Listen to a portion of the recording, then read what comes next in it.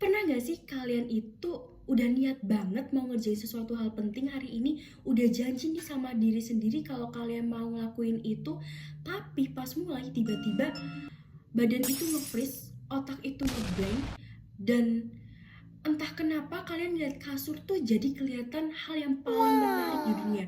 Kayak ada tombol malas maksimal yang kepencet otomatis. Atau nih, kalian tuh udah bangun pagi, udah kalian niatin nih bakal produktif hari ini. Tapi waktu ngelihat buku atau laptop, tiba-tiba tuh ada tembok besar yang halangin kalian dan kalian tuh malah scroll TikTok sampai jam 3 sore, dan anehnya itu tuh dilakuin lagi dan lagi. Nah, kalau kalian nonton video ini sambil ngangguk-ngangguk, kalian resmi masuk ke klub orang-orang yang otaknya suka boykot diri sendiri. Tapi tenang aja guys, karena aku pun juga kayak gitu. Aku tuh sering banget bangun pagi, udah niatin mau ngelakuin sesuatu hal yang positif hari ini, tapi waktu siangan tiba-tiba aku malah scroll TikTok, terus nonton film, atau parahnya bahkan ketiduran. Yang bangun-bangun tuh udah sore dan malamnya tuh malah nyesel. Dan anehnya tuh aku ulangin terus lagi dan lagi. Jadi video ini kita tuh bakal ngebongkar bareng-bareng sebenarnya apa sih yang terjadi, dan yang paling pentingnya sih gimana sih cara memaksa otak kita biar mau ngelakuin hal yang paling berat. Bahkan ketika semua sel di tubuh kita ini demo besar dan teriak ogah.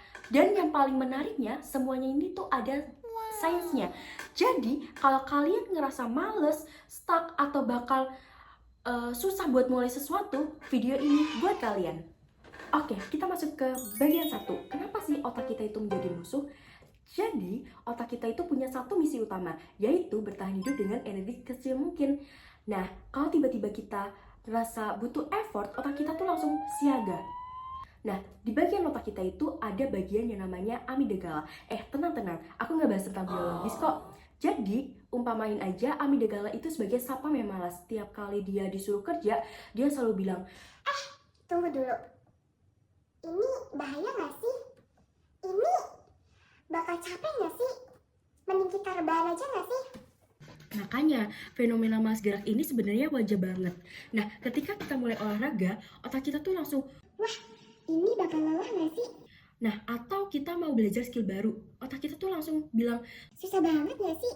dan tanpa sadar kita tuh bakal dengerin semua itu. Padahal nih, itu tuh bukan suara logika, tapi itu suara takut. Tapi yang pentingnya bukan berarti kita harus nurut. Masa iya kita masih terus-terusan dikontrol sama rasa malas? Masa iya cita-cita kita cuma jadi angan-angan gara-gara kita kalah sama setan rebahan? Tapi tenang aja, di sini aku bakal ngebahas beberapa tips untuk nipu otak kalian biar otak kalian itu mau bekerja. Kalian siap? Oke, kita masuk ke bagian 2, hacking otak. Gimana sih kita tuh nipu otak biar mau diajak kooperatif? Nah, ada beberapa jurus. Salah satu jurusnya adalah the 2 minutes rules. Jadi, otak kita itu simpel. Dia itu bakal ketakutan kalau kita mikir sesuatu yang berat dan besar. Nah, misalkan aja kita bilang, aku mau ngerjain semuanya hari ini. Dan otak kita tuh langsung bilang, Skip dulu gak sih? coba deh kalian ganti cara bicara kalian dengan bilang 2 menit aja dulu gak sih? Nah, trik ini diperkenalkan oleh James Clear dalam bukunya Atomic Habit, dimana dalam buku ini tuh menjelaskan kalian tuh simple aja, cukup mulai dalam 2 menit.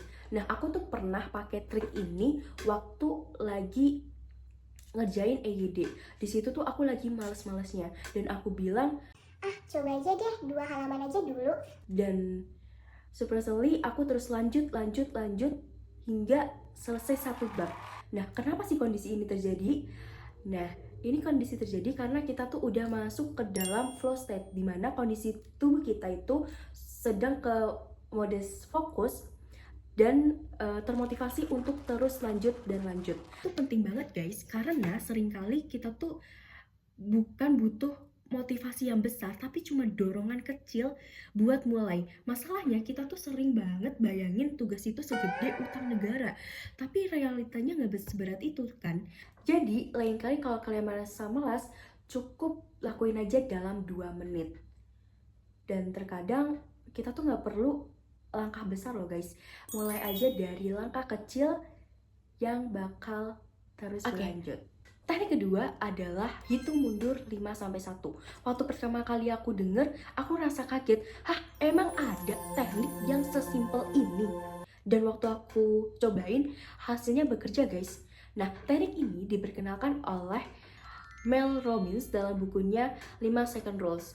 Jadi, teknik ini tuh ngajarin kita kalau kita mulai ragu untuk memulai sesuatu, kalian tuh cukup hitung dalam pikiran 5, 4, 3, 2, 1 dan langsung gerak tanpa kalian tuh mikir lagi.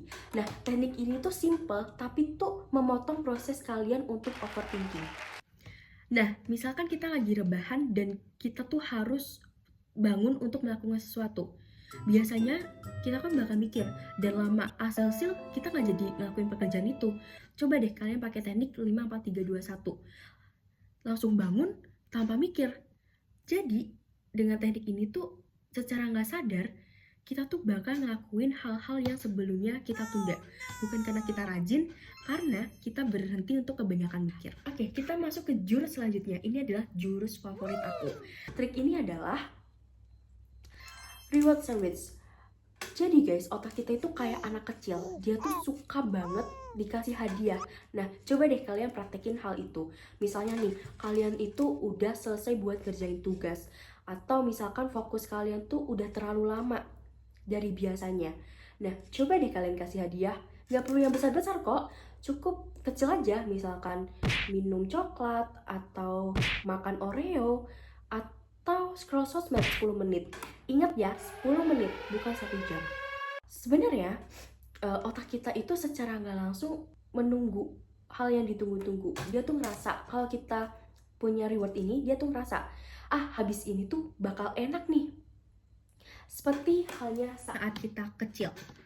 Waktu kita kecil itu, kita kalau ngelakuin sesuatu yang keren, kita pasti dikasih hadiah sama orang tua, entah itu mainan atau makanan, dan secara nggak sadar kita itu bakal ngelakuin itu terus menerus. Nah, makanya guys, kasih diri kalian reward setiap kalian berhasil ngelakuin suatu langkah. Oke, kita masuk ke bagian 3, jurus anti sabotase diri. Otak kita itu tuh selalu mikirin cara biar kita tuh nggak ngelakuin hal itu.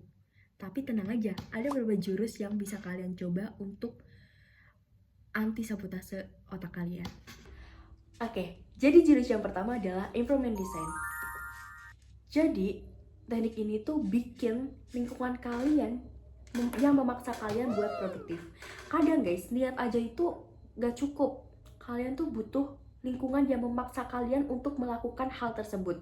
Misalkan aja kalian pengen rajin untuk membaca buku.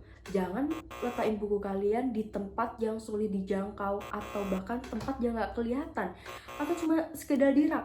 Coba letakin buku kalian di meja yang sering kalian dudukin atau di samping tempat tidur.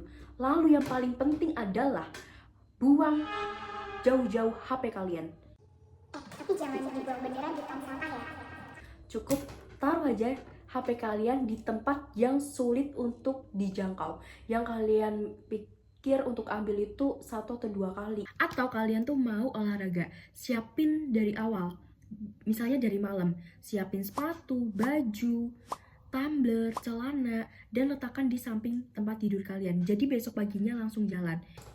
Karena kita itu lagi melawan versi termalas kita yang punya ide 1001 ide buat gak ngelakuin itu. Nah makanya kita tuh harus lebih pintar lagi dengan mempersiapkan semua di saat kita tuh lagi semangatnya. Jadi waktu kita udah gak semangat, kita tuh bakal autopilot aja. Nah kadang guys, yang bikin kita konsisten itu bukan niat yang kuat, tapi keadaan yang memaksa kita buat menghindari rasa malas. Kita masuk ke jurus yang 3, ini lumayan ekstrim, yaitu the commitment device. Jadi, jurus ini itu ceritain goals kita ke orang lain. Misalkan ke Instagram story kita bilang, minggu ini mau lari 30 menit setiap hari. Nah, kita udah upload kayak gitu, kita punya tekanan sosial. Gak mungkin dong kita ngebohongin orang lain Mungkin iya kalau ngebohongin diri sendiri. Tapi kalau orang lain, malu nggak sih? Masa kita udah upload story kayak gitu, besoknya kita rebahan? Jadi guys, lingkungan itu tuh ngaruh banget. Kita tuh niat itu nggak cuma dari dalam, tapi siapa sih yang ada sekitar kamu tuh juga mempengaruhi semangat kamu. Makanya kita tuh harus cari temen yang memiliki tujuan yang sama sama kita.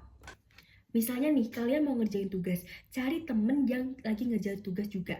Janjian, kerjain bareng, walaupun cuma lewat telepon atau sekedar duduk bareng. Tapi efeknya beda guys, karena sekarang kalian itu nggak sendirian. Nah, ibarat beban kalau dipukul bareng itu bakal lebih ringan. Kadang yang kita butuhin tuh bukan motivasi tambahan, tapi orang yang tepat yang ada di sekitar kita. Jurus ketiga, bikin tugas menjadi bagian-bagian kecil. Jadi otak kita itu mudah banget overwhelmed sama hal-hal yang besar. Nah, maka dari itu kita perlu membagi tugas-tugas tersebut. Misalkan aja, tugas itu diibaratkan seperti satu loyang pizza. Nggak mungkin dong kita langsung memakan dalam sekali suap, pasti rasanya mual. Nah, begitu juga tugas. Kita nggak perlu untuk menyelesaikan semuanya, cukup dengan membagi bagian-bagian kecil dan menyelesaikannya satu persatu.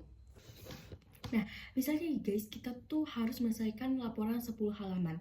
Coba ubah, jadi malam ini aku mau ngerjain bagian pendahuluan dulu. Cukup 1 halaman, selesai.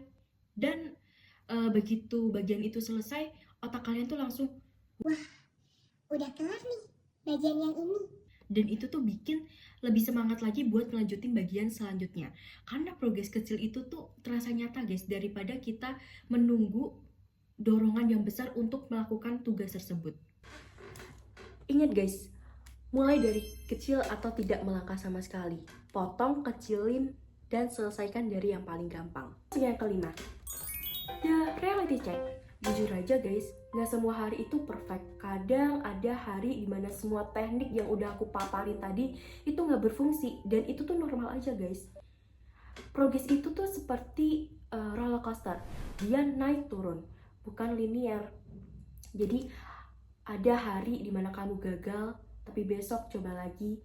Ada minggu dimana kamu gagal, minggu depan riset lagi.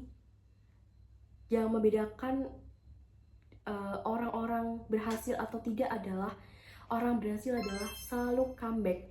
Dia udah gagal sekali, 2 kali, tapi mereka pantang menyerah guys. Mereka selalu mencoba dan mencoba.